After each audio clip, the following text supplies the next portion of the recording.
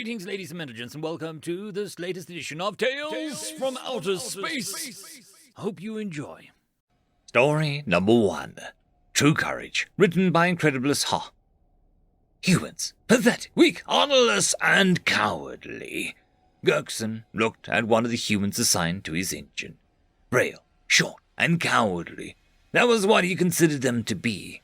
They had won one war, just one, and already considered themselves masters of the galaxy. Whatever, he had to deal with this pathetic thing now. The line of creatures assigned to his engine room stood before him in a neatly organized line. Each one of them was nervous.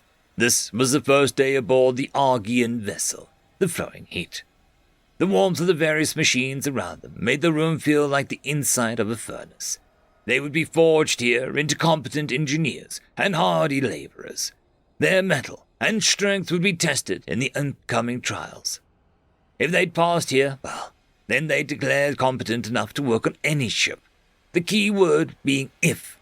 Most would not. He grinned. Seeing arrogant fools fail would never cease to amuse him. Welcome, I'll get straight to the point. In these trials your courage and strength will be tested. Most of you will fail, he said. A storm of murmurs erupted from around him. He made a gesture with his claw. His hardy pitch-black scales glittering in the light of the heat of the machines around him. The murmurs stopped. He continued. We are here upon this vessel to test not only your technical abilities, but since most of you will be serving on warships, test your physical prowess. He looked around. Most of the candidates were nervous or afraid. Only a few were confident. The human was perhaps the most scared. The cowardly bastard. He probably failed the first trial, Gurkish thought. Now for the first trial, you'll be handling sun-forged steel, he said. The hottest steel to ever be discovered.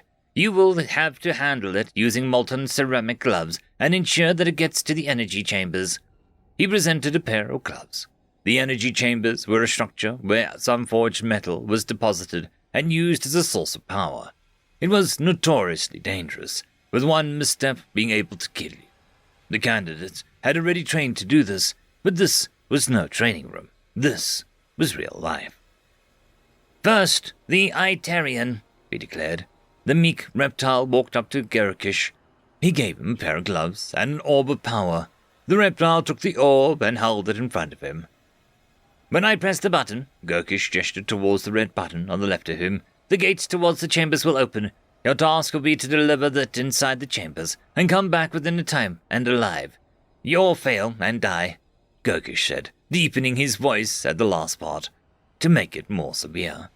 The reptile merely nodded. Gurkish pressed the button. With an almighty thud, the gates opened and the lizard went inside.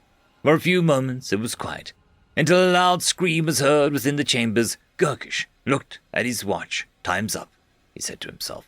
He closed the gates. As the gates closed, the Gurkish turned his gaze towards the candidates, most of them positively terrified. One of the few confident ones left was the Kargar, a feline race with a red fur coat. The Kargar female took a step forwards. I wish to try, she said. Gurkish handed her a pair of gloves and a sun-forged orb. The Kargar's paws were put into the pair of gloves and took the orb.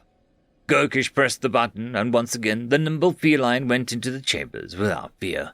A few minutes later she came out again. This time her fur was charred and her face deformed. She was coughing up her own lungs and collapsed to her knees. Gurkish moved up to the creature's body and checked for a pulse. Gone. She was dead. Gurkish stood up once again. Anyone else want to try? He said, looking at the line of candidates. If you succeed, you'll be the finest engineers to have ever lived. If you fail, you won't live at all, he declared. No, he looked at the line. They had either given up or were too scared to give their opinion. If you wish to flee from here, put up your paw, he declared. About half a dozen or so candidates did so. He gestured to them to leave, leaving him only with 5 alive candidates. 2 Itarians, 2 Kargars, and 1 human. 1 human. Strange, he thought. He expected the frail creature to be gone by now. No matter.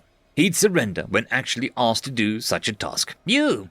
Gurkish pointed his sharp claw towards the human male. He simply stared back at Gurkish. his feet trembling and sweat dripping from his face. "It's your go, human. You will die, flee or succeed," Gurkish declared. The human merely grimaced and nodded.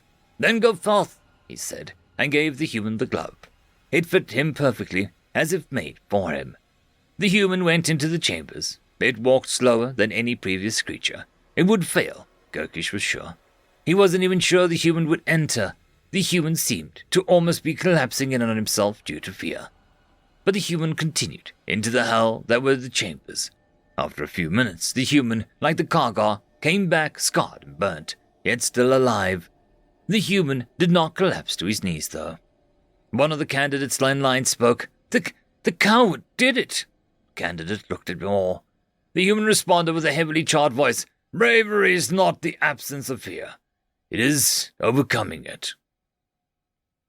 End of story. Story number 2. Chase Death, written by Cal Bynes.